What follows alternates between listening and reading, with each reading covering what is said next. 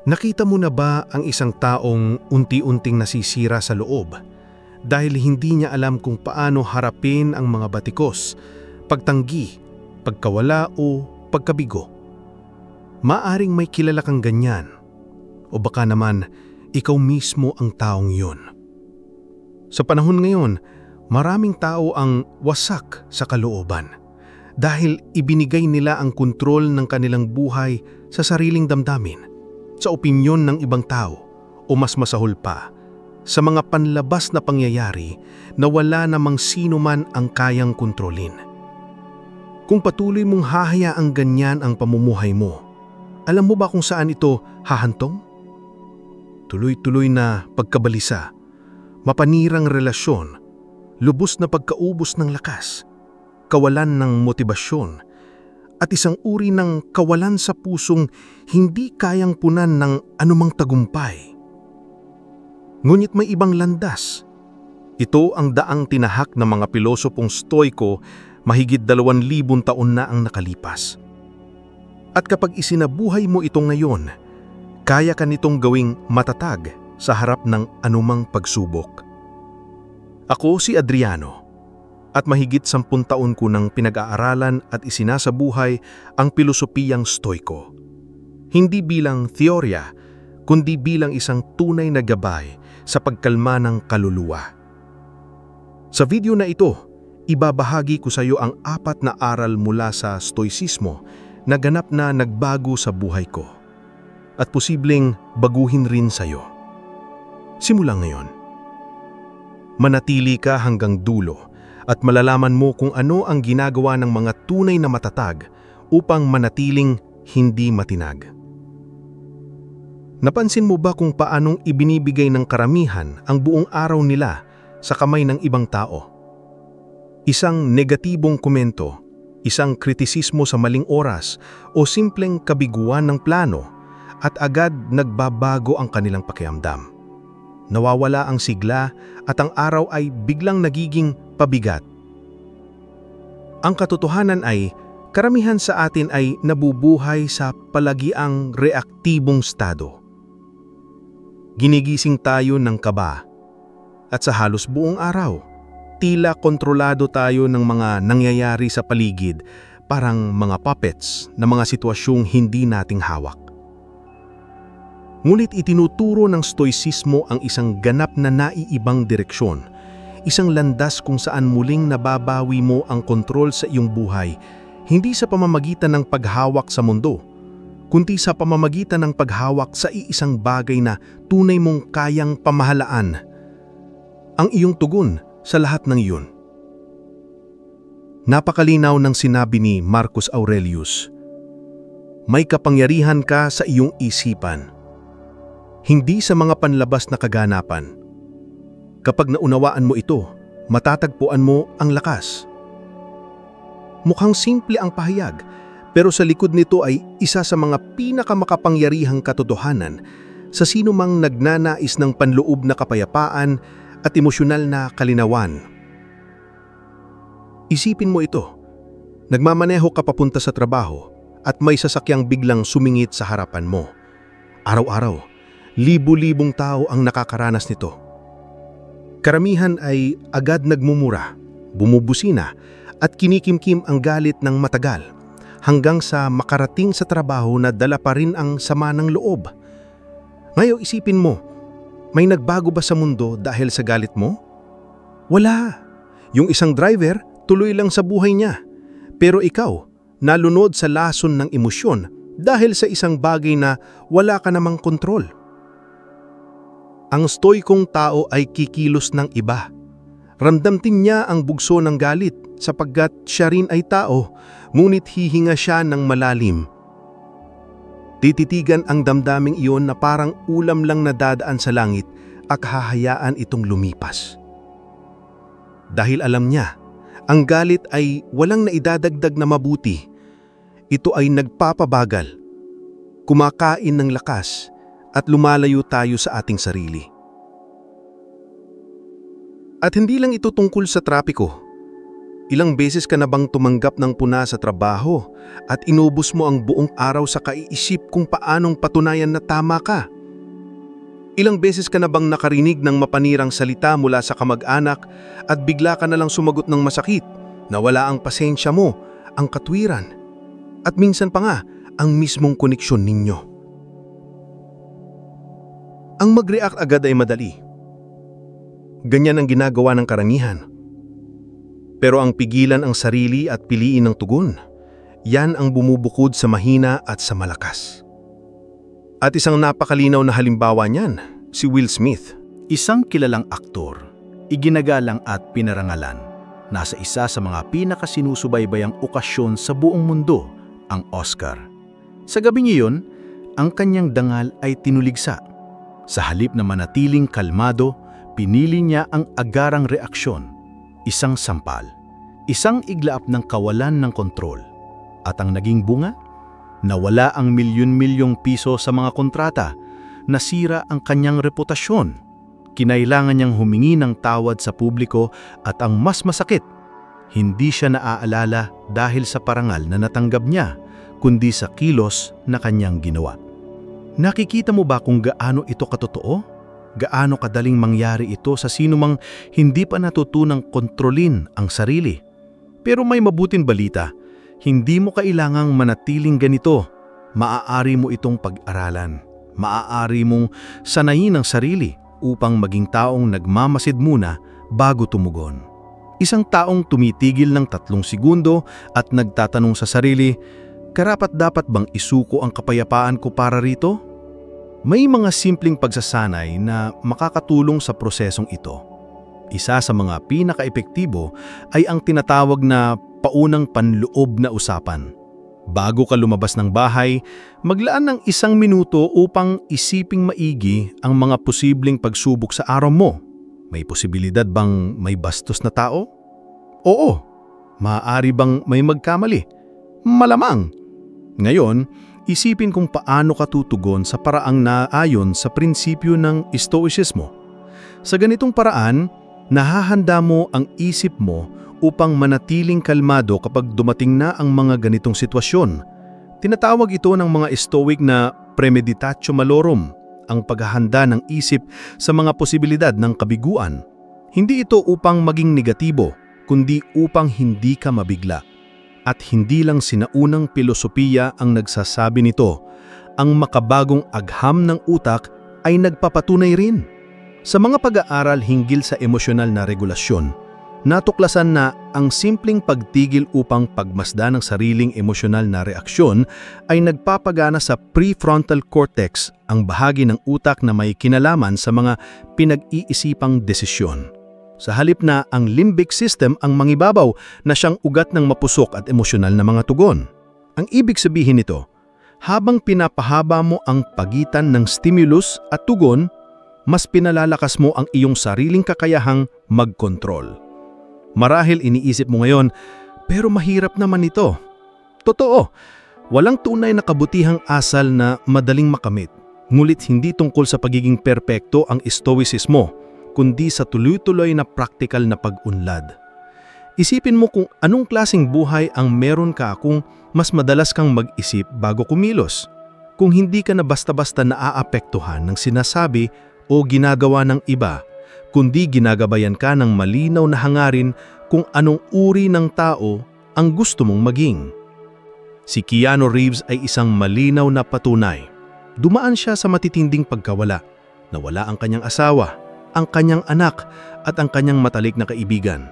Sa kabila ng mga paparazzi, matataas na inaasahan at walang hiyang mga tanong ng media, nanatili siyang tahimik, mahinahon at magalang. Hindi siya nagpapadala. Isa siyang buhay na halimbawa ng taong hindi kailangang patunayan ng sarili sa kahit sino man. At marahil kaya siya hinahangaan ng marami ay dahil sa katahimikang iyon na nagpapalabas ng matinding lakas. Sa kaibuturan nating lahat ay nagnanais tayong maging ganyan. At posible ito, ngulit kailangang simulan ngayon. Sa susunod na may magpagalit sa iyo, huminga. Sa susunod na gusto mong tumugon agad, mag-isip. At habang ginagawa mo ito araw-araw, mapapansin mo, ang kapayapaang hinahanap mo ay hindi galing sa mundo. Nasa desisyon mo ito sa bawat sandali. Sapagkat kapag naunawaan mong hindi mo kayang kontrolin ang mga pangyayari, mulit kaya mong kontrolin ang sarili mong tugon sa mga ito, doon ka nagiging hindi matinitig. Naisip mo na ba kung ilang desisyon na ang hindi mo itinuloy dahil sa takot sa opinyon ng iba? Ilang beses mo nang kinimkim ang isang pangarap, itinago ang sarili mong paniniwala, o pinilit manatili sa isang relasyong na wala ng saysay? Lahat para lang makasakit ng damdamin ng iba, kahit na ang sarili mo ang nasasaktan. Maraming tao ang mas abala sa pagpapasaya sa iba kaysa sa tunay na pamumuhay, at unti-unti, ito ang pumapatay sa kaluluwa. Parang sa bawat pagkakataong inaangkop mo ang sarili mo para matugunan ang inaasahan ng iba, unti-unting nawawala ang tunay mong pagkatao. Sabi ni Epikteto, kung nais mong umunlad, matutong tanggapin na baka magmukha kang hangal sa mata ng mga ignorante. Pero handa ba talaga tayong magmukhang hangal? Kaya ba nating tanggapin ang posibilidad na pagtawanan, husgahan, o hindi maintindihan, alang-alang sa ating kalayaan? Karamihan sa mga tao, hindi handa. Kaya nga marami ang nabubuhay sa isang kulungang hindi nakikita. Nakakulong sa takot na mahatulan, nakakulong sa pangangailangang tanggapin ng iba. At ang pagkakakulong na yan, nagsisimula pa lang noong bata tayo. Sa paaralan pa lang, tinuturuan na tayong mas mahalaga ang pagiging katanggap-tanggap kaysa pagiging totoo sa sarili. Kaya habang lumalaki tayo, pilit tayong hindi nakakasakit, pilit na nagiging normal, at pilit na nagkakasya sa mga inaasahan. Pero ang taong pilit na nagkakasya, hindi kailanman sumasagana. Isipin mo ang huling pagkakataon na gusto mong lumipat ng trabaho o simula ng isang proyektong hindi ka sigurado kung magtatagumpay. Marahil hasabi mo ito sa isang kakilala at baka ito ang narinig mong sagot. Sigurado ka? Walang pera dyan. Iiwan mo yung permanenteng trabaho mo para dyan? Maayos na ang buhay mo, bakit ka pa makikibag sa palaran? At sa puntong yon, tumigil ka, nagduda ka, nilunok mo ang ideya. Pero yung ideyang yun, iyo yun. Totoo yun. At ngayon nakatago na lang ito sa isang sulok ng isip mo kasama ng iba pa mong pangarap na hindi mo tinupad dahil sa takot na mahatulan. Inaanyayahan ka ng pilosopihang Stoiko na lumabas sa kulungang ito. Na itanong sa sarili, ako ba ang may hawak ng manibela ng buhay ko o iniimpluwensyahan lang ako ng opinyon ng iba? Isang malungkot ngunit mahalagang halimbawa si Amy Winehouse. Isang artistang likas ang talento, ngunit sobrang sensitibo sa panghuhusga ng lipunan. Ang media, ang mga komentaryo sa kanyang katawan, ang tsismisa sa kanyang personal na buhay, unti-unting pinahina ang loob niya. Dahil walang sapat na emosyonal na suporta, nalugmok siya. Hindi dahil sa kakulangan ng talento, kundi dahil sa kawalang ng depensa laban sa ingay ng mundo. Sa kabilang banda, tingnan mo si Lady Gaga. Simula pa lang binansagan na siyang kakaiba. Sobrang OA, hindi normal. Pero hindi siya nagpatalo. Patuloy niyang pinaninindigan kung sino siya. At kaulanan, yung tinutuligsa noon, naging tatak niya. At ang tatak na yun, naging lakas niya. Yan ang punto. Huwag hayaang na ang pananaw ng iba ang magsabi kung ano ang totoo para sa iyo. Pinapatunayan din ito ng agham. Ayon sa isang panaliliksik na iniladhala sa Journal of Anxiety Disorders, mahigit sa 70% ng mga kabataang nasa pagitan ng 2 hanggang 30 taong gulang ay umiiwas gumawa ng mahahalagang desisyon dahil sa takot na husgahan ng lipunan. Kasama na rito ang pagpili ng karera o kahit simpleng tanggihin sa mga bagay na ayaw nilang talagang gawin. At anong nangyayari sa kanila? Nabubuhay sila na puno ng kaba, puno ng panghihinayang, puno ng pagkadismaya. Hindi dahil kulang sila ng kakayahan, kundi dahil kulang sila ng tapang para ipaglaban ang sariling kwento. Sabi rin ni Epikteto, hindi ang nangyayari sa iyo ang mahalaga, kundi kung paano ka tumutugon. At sa ganitong kalagayan, ang tumugon na may tapang ay ang pagpiling huwag pasakop sa dikta ng mundo. Ngayon, isipin mo ang mga simpleng sitwasyon sa araw-araw. Nag-post ka ng larawan sa social media at may isang taong nag-comment ng masama. Gusto mo lang namang magbahagi ng magaan na bagay, pero ngayon nasaktan ka na. Binura mo ang post, tumikom ka. Lahat yun dahil lang sa opinyon ng isang taong marahil hindi mo man lang kilala. O kaya nasa hapunan ka sa pamilya at napag-usapan mo ang bago mong natututunan, maaring isang bagong filosofiya, bagong gawe, bagong pananaw. Parang sa bawat pagkakataong sinusubukan mong ipakita ang iniisip mo, may maririnig kang nagsasabing, "Ay, ayan na naman si Mr. Know-it-all." At doon ka natatahimik. Napapaisip ka, baka nga sobra na ako. Pero ang totoo, hindi sanay ang mundo sa mga taong may kakaibang paranaw. At hindi mo kailangang patayin ng sarili mong liwanag para lang maging komportable ang iba. Ang pilosopiyang Stoiko ay isang taalala na ang tunay mong halaga ay hindi nanggagaling sa palakpakan ng iba, kundi sa panloob mong pagkakahanay sa sarili.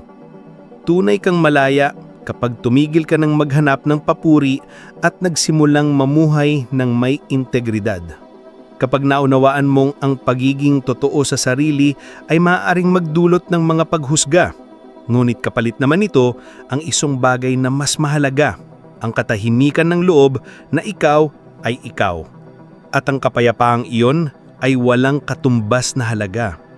Maaring mainis ang ilan sa iyo, pero mas marami ang mahihikayat sa simpleng dahilan na nanindigan ka sa katotohanan mo. At higit sa lahat, igagalang mo ang sarili mo. Dahil sa huli, ang taming opinyong dala mo habang nakahiga ka sa iyong unan ay ang sarili mong tinig. At kapag ang tinig na iyon ay payapa sa loob ng budhi mo, kapag alam mong namuhay ka ayon sa paniniwala mo, wala nang makakayanig sa iyo.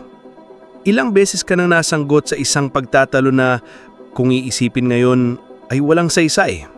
Ilang ulit mo nang nahuling masyadong nagpaliwanag, sobrang pagdepensa, pilit pinatutunayan ng sarili sa isang usaping hindi naman kailangan ng patunay.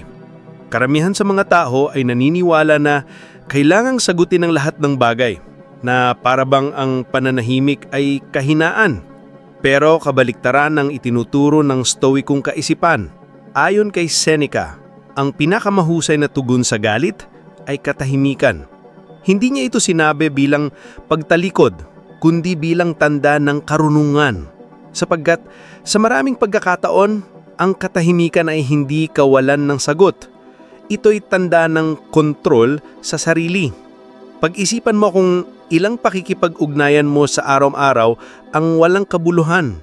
Puro panunundot, mapanlinlang na puna, mga patagong banat, mga taong nagsasalita lang para guluhin ka.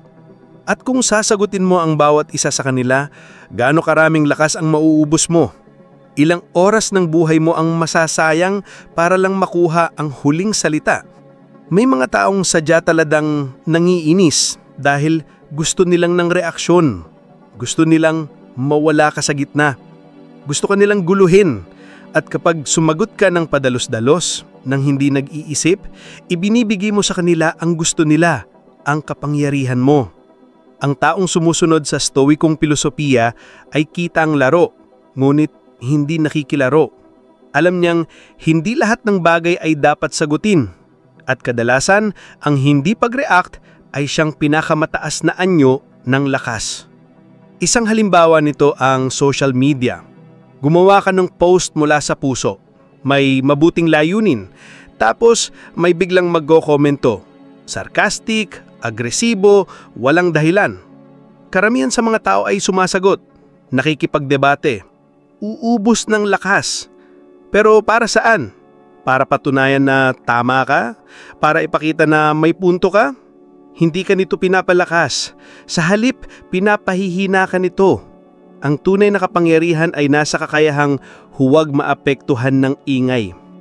Halimbawa na lang si Kanye West, isang taong may malaking talento ngunit malinaw ding larawan kung ano ang nangyayari kapag sobra ang reaksyon. Kilala siya hindi lang sa musika, kundi pati sa padaskol-daskol niyang mga pahayag, kontrobersyal na reaksyon at padalos-dalos na mga salita. Ang naging bunga? Nasirang kontrata. nadungis ang reputasyon, at isang imaheng publiko na minsan ay natatabunan ng kanyang kakayahan. Lahat ng iyon ay posibleng naiwasan lamang kung naunawaan niya ng mas maaga ang halaga ng pananahimik at paghinto bago magsalita. Sa kabilang banda, si Morgan Freeman ng kabaliktaran. Bihira siyang magbigay ng tugon sa mga pampublikong pangaasar. Halos hindi siya nasasangkot sa kontrobersya. At kahit ganon, o marahil dahil nga doon, ang taong ito ay tinitingala bilang isang may awtoridad, may kapanatagan at may dignidad. Ang mga tao ay may tiwala sa isang taong kalmado dahil ang isang taong panatag ay hindi nakikipagpaligsahan sa iba. Siya'y nananalo laban sa sarili niya. Ipinapaliwanag ito ng malinaw ng agham ukol sa utak. Ayon sa mga pag-aaral sa emosyonal na pagpipigil sa sarili, ang mga taong nagsasanay na huminto muna bago tumugon ay nakakagamit ng bahagi ng utak na konektado sa empatya, pagsusuri at emosyonal na katalinuhan. Samantalang ang mga taong padalas-dalos na tumutugon ay pinapagana ang bahagi ng utak na tinatawag na limbic system, ang bahagi na responsable sa otomatikong tugon tulad ng paglaban o pag-iwas. Sa madaling salita, kapag mas pinipili mong manahimik at manood muna, mas nagiging makatuwiran at hindi padalas-dalos ang iyong mga kilos. Isipin mong nasa isang grupo ka sa trabaho at may isang taong bumangga sa iyo gamit ang panlilibak. Natural lang na gustuhin mong gumante, pero paano kung huminga ka lang ng malalim, nakinig at sinabing, "Nauunawaan ko ang punto mo, pwede ba nating ituon ng pansin sa solusyon?" Hindi ka tumakas, hindi ka natahimik sa takot, natahimik ka dahil may pagpipigil sa sarili. At yan ang nagbabago ng lahat. Napapanatili mo ang respeto at higit sa lahat, nananatili kang buo. Ang ganitong klaseng asal ay nakakaligtas din ng ugnayan. Ilan ba ang mga away ng magkasingtahan na nagsimula lang sa isang salitang hindi dapat binitiwan? Ilan bang pagkakaibigan ang nasira dahil walang nakatagal sa katahimikan sa tamang oras? Ang katahimikan sa ganitong mga pagkakataon ay hindi kawalan. Ito ay presensya. Isa itong praktikal na karunungan. Paalala rin ito ni Epicteto. Ang taong hindi naaapektuhan ng masamang salitang binabato sa kanya ay tunay na makapangyarihan. Nauunawaan mo ba? Hindi ito tungkol sa pagtanggap ng lahat ng tahimik. Ito ay tungkol sa matalinong pagpili kung saan mo ilalaan ang iyong lakas. Hindi mo kailangang itama ang bawat tao. Hindi mo kailangang kumbinsihin ang lahat. Hindi mo kailangang ipaliwanag ang sarili mo sa kung kani-kanino. Hindi ito kayabangan. Ito ay emosyonal na karunungan at ito ay kalayaan. Kapag naintindihan mong maaaring magsalita ang mundo ng kahit ano, ngunit ikaw lamang ang may kapangyarihang magpasya kung ano ang papapasukin mo sa sarili, doon ka tunay na magiging malaya. At ang pinakamagandang bahagi sa lahat, kapag nanahimik ka dahil sa karunungan, nararamdaman ng kausap mo na wala siyang kontrol sa iyo. At sa sandaling iyon, ikaw ay hindi matitinag. Napansin mo na ba kung paanong dumarating ang sakit ng biglaan? Isang hindi inaasahang hiwalayan, ang pagkawala ng isang mahal sa buhay, ang pagkakatanggal sa trabaho, isang matinding diagnosis, at bigla na lang parang gumuho ang mundo. Para bang nawala ang lupa sa ilalim ng iyong mga paa. Pero ano nga ba ang nagkakaiba sa mga taong gumuho at sa mga nakapagpatuloy? Hindi ito dahil sa kawalan ng sakit. Ito ay dahil sa paraan ng kanilang pagharap sa sakit. Hindi kailanman itinanggi ng mga Stoiko ang pagdurusa. Alam nila na bahagi ito ng buhay, na walang sino man ang ligtas dito. Ngunit ang kanilang malalim na pagkaunawa na hindi pa rin nauunawaan ng marami ay ito. May napakalaking pagkakaiba ang sakit at paghihirap.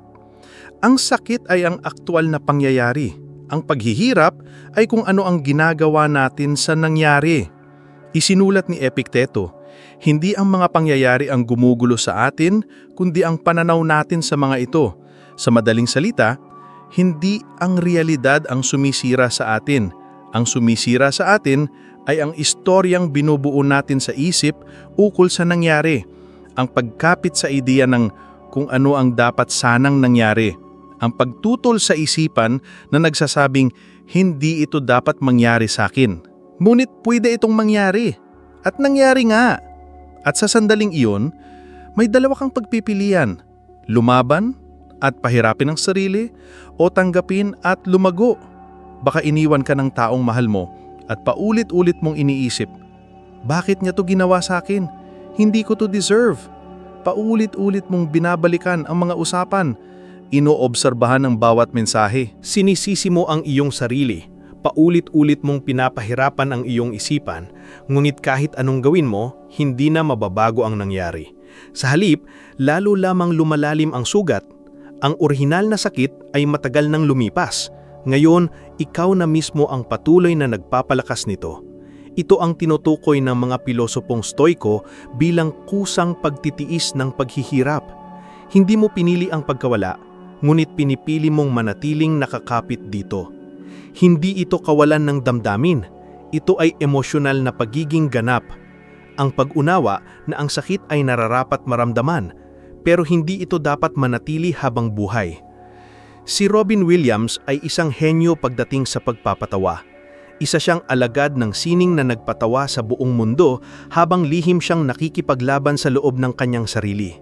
Sa kabila ng kasikatan, mga parangal at yaman na umaabot ng humigit mulang 23 milyong piso, taglay niya ang isang matinding sakit sa kanyang kalooban. Hindi niya iyon kayang baguhin. Ipinapakita nito na kahit gaano pa kalaki ang talento, pagkilala o pera, hindi ka nito maproprotektahan mula sa sakit. Ngunit ang kawalan ng kakayahang harapin ito ay maaaring magdala ng mapaminsalang resulta. Isipin mo naman si Nelson Mandela. 27 taon siyang ikinulong ng walang katarungan. Nawalan siya ng kabataan, mga oportunidad at mga sandaling kasama ang kanyang pamilya. Ngunit nang siya ay pinalaya, sinabi niya, habang tumatahak ako sa pintuan patungo sa aking kalayaan, alam kong kung hindi ko iiwan ang aking galit at hinanakit, mananatili pa rin akong bilanggo. Yan ang puso ng stoicismo pagdating sa pagdurusa. Hindi mo pinipili ang trahedya, ngunit pinipili mo kung ano ang magiging epekto nito sa iyo. At ito ay totoo sa napakaraming pang-araw-araw na sitwasyon. Nawalan ka ng trabaho, maaari kang lamunin ng panghihinayang o gamitin ang panahong iyon upang matuto ng bagong bagay, paunlarin ang iyong kakayahan at muling likhain ang iyong sarili. Niloko ka ng isang taong mahal mo, maaari kang mawalan ng tiwala sa lahat, o maaari mong gamitin ang karanasang iyon upang patatagin ang iyong tiwala sa sarili at linangin ang iyong kakayahan sa pagbasa ng tao. Ang sakit ay may layunin, nag-aabot ito ng susi. At ikaw ang magpapasya kung gagamitin mo ang susi upang buksan ang bagong pintuan o upang ikandado ang sarili mo sa selda ng damdamin. May suporta rin ito sa aghaw. Ayon sa pananaliksik ng American Psychological Association, ang mga taong may mas mataas na antas ng pagtanggap sa emosyon ay mas mabilis makabangon mula sa trauma at may mas mababang tsansa na ma-depress. Ibig sabihin, ang pagtanggap sa sakit ay hindi kahinaan. Ito ay isang uri ng lakas na nagpapagaling. At ang pagtanggap ay hindi nangangahulugang gusto mo ang nangyari. Nangangahulugan ito ng pagtigil sa pakikipaglaban sa isang bagay na wala ka ng kontrol. Hindi nito sinasabing hindi ka iiyak o hindi ka makakaramdam ng bigat. Ikaw ay tao. Ang itinuturo ng stoicismo ay umiiyak ka na may pagkaunawa. Dumaranas ka ng sakit na may karunungan. Hindi mo kinokonsinte ang kawalan ng pag-asa. Sa halip, ginagawang gaton ang sakit para sa iyong pagbabago. Isipin mo kung paano magbabago ang takbo ng iyong buhay kung matutunan mong yakapin ang sakit bilang bahagi ng iyong landas, hindi bilang kaaway, kundi bilang tagapagturo. Matagal ka nang nasasaktan sa nangyari, ngunit ngayon, nasasaktan ka na dahil hindi mo ito makawalaan. Pero may paraan. Ang unang hakbang ay ang tumigil sa paglaban at magsimulang tingnan ang nangyari gamit ang ibang paningin. Ano ang nais nitong iparating sa akin? Paano ako lalago mula rito? Sabi rin ni Epicteto, ang mga pangyayari ay hindi lumilikha sa tao. Inilalantad lamang nila kung sino talaga siya. At yun mismo ang katotohanan. Inilalantad ng sakit kung sino ka ngayon. Ngunit ipinapakita rin ito kung sino ka maaaning maging. Kaya kung ikaw ay dumaraan sa isang mahirap na panahon, tandaan mo ito. Ang sakit ay hindi maiiwasan, pero ang pagdurusa ay isang pagpipilian. At kapag naunawaan mo ito, kapag hinarap mo ang sakit ng may dangal, kapag ginawa mong lakas ang dating sugat, wala nang makakagiba sa iyo, wala nang makakahila sa iyo pababa, wala nang makakakontrol sa iyo. Ikaw ay mas matatag kaysa sa lahat ng bagay na sumugat sa iyo, at ang lakas na yon walang makakabawi dahil iyan ay isinilang mula sa loob mo, at lahat ng ipinanganganak mula sa kalooban ay hindi kayang sirain ng ninuman.